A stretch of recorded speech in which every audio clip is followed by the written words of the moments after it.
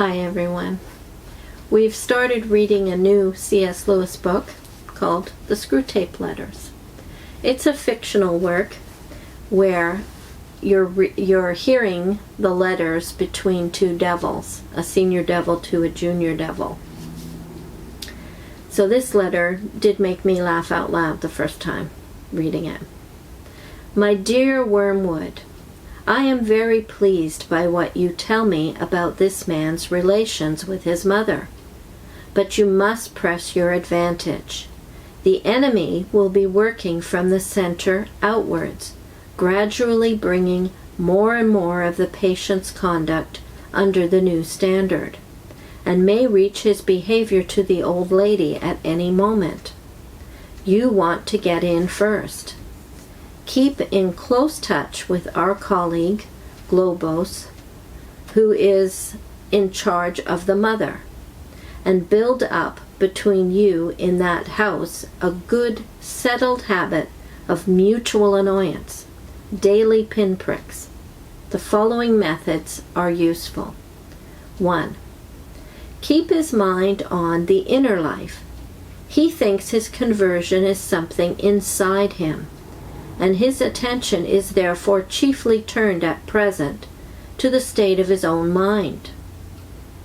You must bring him to a condition in which he can practice self-examination for an hour without discovering any of those facts about himself which are perfectly clear to anyone who has ever lived in the same house with him or worked in the same office.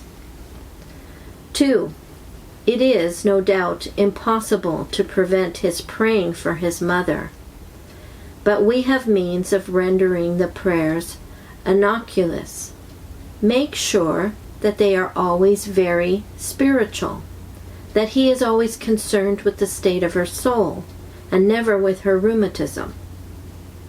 2 advantages will follow.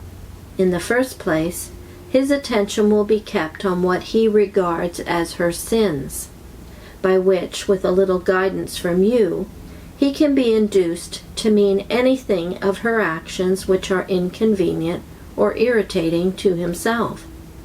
Thus you keep rubbing the wounds of the day a little sorer, even while he is on his knees. The operation is not at all difficult, and you will find it very entertaining. Then he says further, 3. When 2 humans have lived together for many years, it usually happens that each has tones of voice and expressions of face which are almost unendurably irritating to the other. This is the part that made me laugh. Work on that. Bring fully into the consciousness of your patient that particular lift of his mother's eyebrows, which he learned to dislike in the nursery, and let him think how much he dislikes it. Let him assume that she knows how annoying it is, and does it to annoy. If you know your job, he will not notice the immense improbability of that assumption.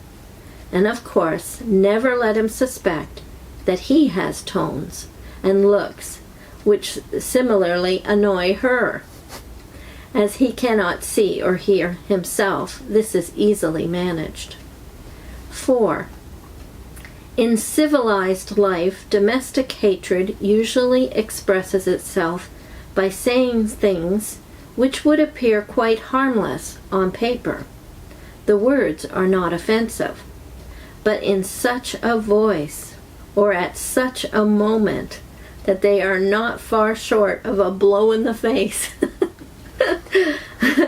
To keep this game up, you and Globos must see to it that each of these 2 fools has a sort of double standard. Your patient must demand that all his own utterances are to be taken at their face value and judged simply on the actual words, while at the same time judging all his mother's utterances with the fullest and most oversensitive interpretation of the tone and the context and the suspected intention. She must be encouraged to do the same to him. Hence, from every quarrel, they can both go away convinced, or very nearly convinced, that they are quite innocent. You know the kind of thing.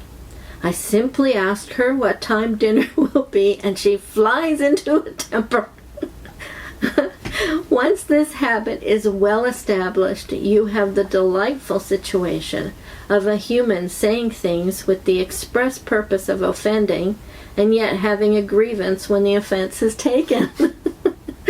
So this did make me laugh very much, I have to say, because in our family, I don't know how many times I've heard, "It's your tone, it's the tone you said it in," that made the thing irritating to both my boys. Both David and Max have said this to me.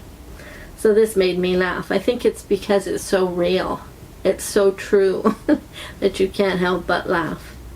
So this is what I meant by he tells you truths in an entertaining, a humorous way, where you can really see yourself in these situations. I'm going to link 2 videos. One of them is about Jehovah's Witnesses and marriage. Does JW.org teach covenant commitment, unconditional love? Because really that's what this comes down to, is that you have to be willing to put up with things about each other. It has to be an unconditional love. And the second one was the second part of a parenting one that I did, since we're talking about families here. Make sure our children hear the whole counsel of God. So I've put those 2 links at the end here.